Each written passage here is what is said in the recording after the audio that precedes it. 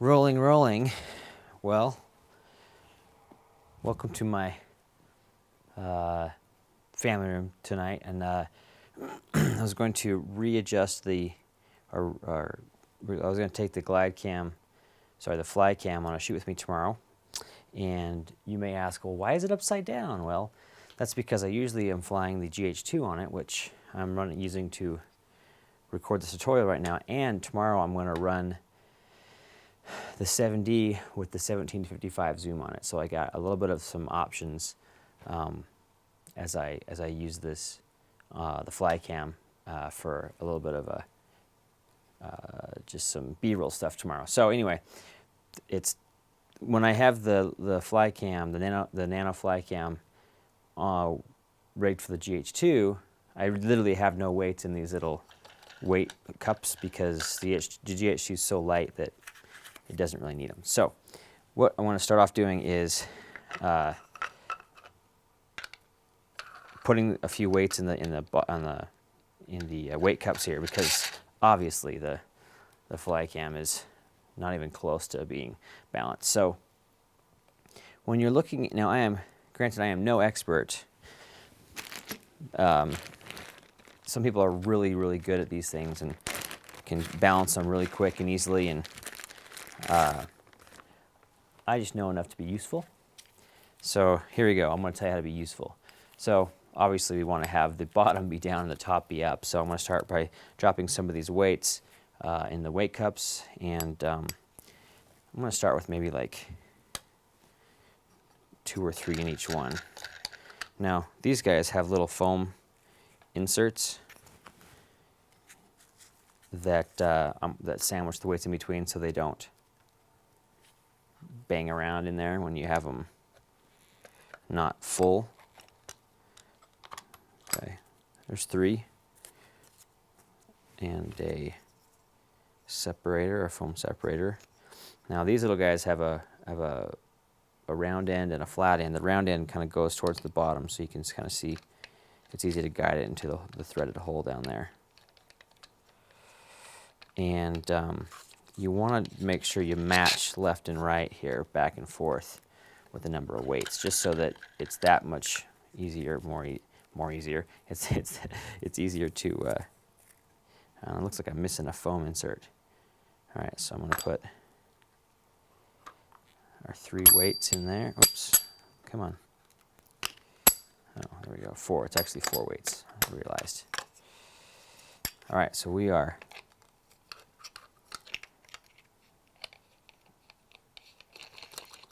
set back and forth. Now, you'll notice that the camera is still top heavy. Now, you can adjust this in a couple of ways. First off, if your FlyCam or whatever's glide stick has more weights to it, you can always add more weights.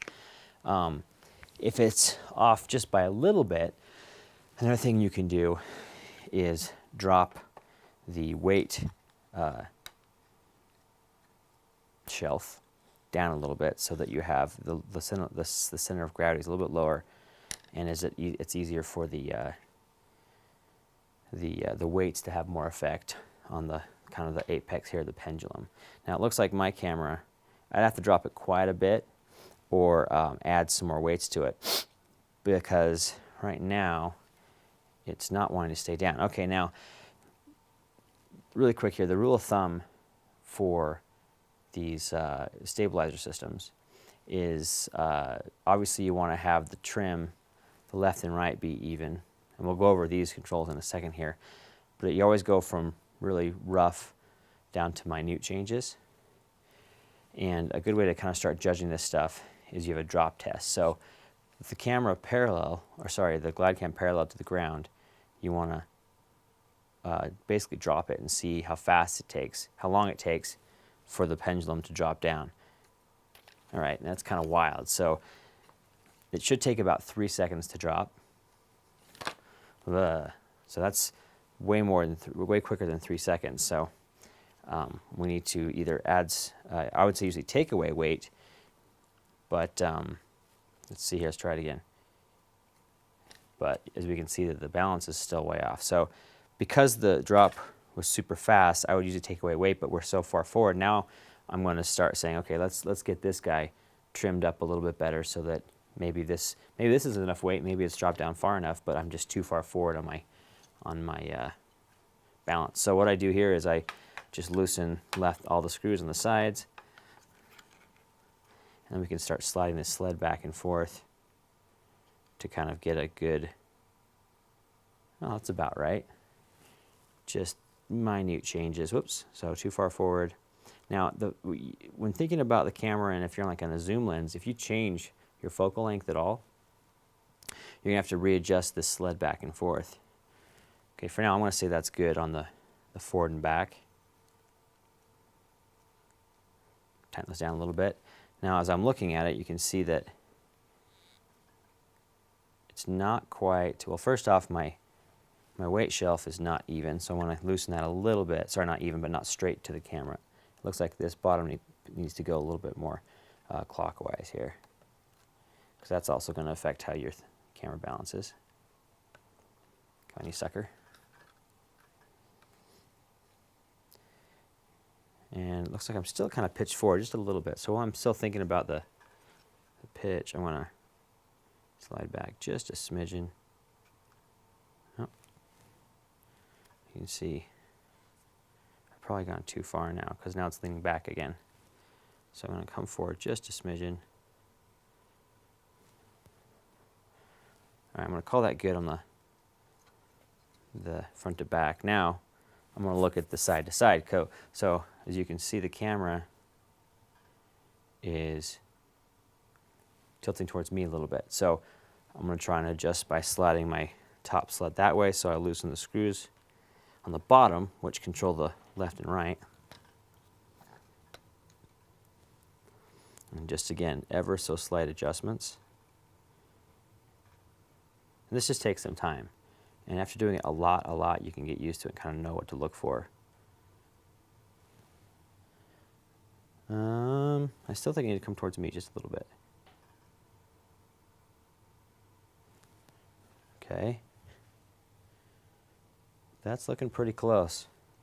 Now as I'm standing here again looking at it, I feel like it's still pitching forward just a little bit too much when I want it to be more level to the ground. So again, we're going to loosen these guys.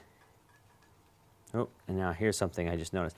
As I loosen, there you go. As I loosen the back one, it actually slid the sled a little bit back. So you want to be aware of how you're loosening it. And if you do loosen it, you got to watch and see if you're bumping things left and right. Now, this camera almost is too far forward on the tripod mount plate on top there. So, because I'm about to bump into the edge of how far I can go on my sled, but I'm not quite bumping into it. So it's just something to think about. If obviously you've gone as far as you can go on your sled, you're gonna have to adjust into one of the other cheese holes on top. Okay, that looks pretty good so far. So I'm gonna tighten all those suckers down. All right, it's looking pretty level. Now again, I'm gonna do our drop test. Okay, that's way too fast, so I have either too much weight or it's too far down. So first I'm gonna do is I don't feel like there's too much weight because the camera, yeah, first I'm gonna just raise my stick up a little bit, my weight shelf up. I'm gonna go all the way to the top and see what happens. And to be perfectly honest, this is the first time I've balanced the 7D with this lens on this stabilizer, so we're learning together here. All right, now drop test again. Okay, now it's too short because it's pretty much neutral buoyant. If that was water, I don't know what the word is for that. So I'm gonna drop this. So my weights are pretty close apparently. I could drop the shelf way down and take weights out, but I don't want it to be too long and have kind of a pendulum effect for me.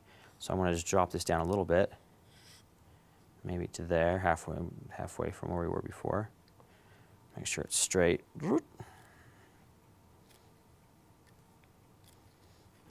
Tighten Tighten her down, and we do our drop test. How long does it take to fall? 1, 2, 3. Okay, that's pretty close. You want about 3 seconds of a drop. 1, 2, 3, down to the bottom. So I want to say that's pretty darn close. So if I were to start operating this guy, I could pull it off. Now, since I pulled off my straight up and down stand, it looks like it's shifted a little bit. Or the way I'm holding it's not straight up and down either. Or the weight's the way I've twisted the weight sled. So what I'm going to do is I'll look at it with my hand operation. I'll go, okay, what's going on? I'm going to turn the sucker on just so I can get a good feel for what that's going to be like. All right, so as I hold it in my hand, it's still kind of falling to the right. So what I'm going to do is I'm going to put it back on the stand just for convenience sake. And I'm going to adjust a little bit to the left because I'm not a perfect level stand.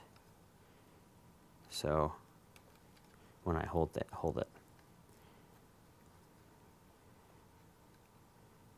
Now what I'm going to do, I'm not going to tighten all those screws 100% now because I might have to do some more minor adjustments. I'm just going to kind of loosen 2 of them opposite from each other so that I can do some minor adjustments as I go along.